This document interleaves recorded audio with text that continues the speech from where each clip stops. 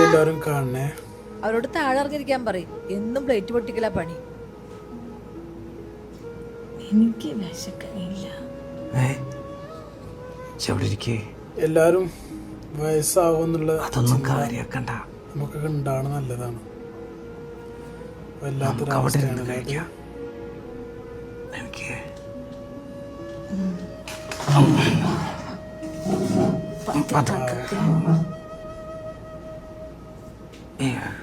അവിടെ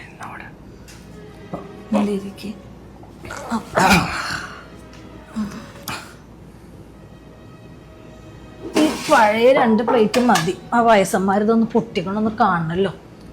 ഏതായാലും അവരും ഒരു കാലം വയസ്സാവുമല്ലോ. ഇച്ചതില് നോക്കിയേ, എന്റെ മോൻ കാണാണ്ട് അന്റെ പ്ലേറ്റിലും അന്നനക്ക് കാണാ.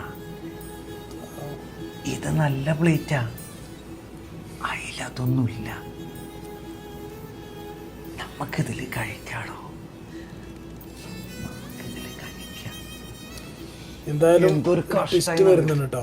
ആ പഴയ സാധനങ്ങളൊക്കെ ഞാനിവിടെ കെട്ടിവെച്ചിട്ടുണ്ടായിരുന്നാ, ഒന്നും കാണാല്ല. ഫാത്തി, എന്തിവിടെ കുറെ നേരം നിങ്ങൾ നോക്കണേ? ഞാൻ ആ പഴയ സാധനങ്ങളൊക്കെ ഇവിടെ കെട്ടിവെച്ചതാ. സ്ക്രാപ്പറാണെങ്കിൽ അവിടെ നിൽക്കുക. 2 ദിവസമായിട്ട് അതവിടെ കാണുന്നുണ്ടായിരുന്നില്ല. എന്തൊരു കഷ്ടായിന്നറിയോ ഇത്. പിന്നെ എവിടേക്ക് പോണ്? കുട്ടികളെ 2 ദിവസമായിട്ട് ഇവിടെ ഇങ്ങനെ പരക്കം പാഞ്ഞിരുന്നു. താൻ അവരോടും ചോദിച്ചു. ഹുദാ, അഭയ, ഇവിടെ കെട്ടിവെച്ച പഴയ പാത്രങ്ങൾ കണ്ടിട്ടുണ്ടോ? അതെന്തിനാ നിങ്ങൾ പഴയ പത്രമൊക്കെ മുകളിൽ കൊണ്ട് വെച്ചേക്കണം?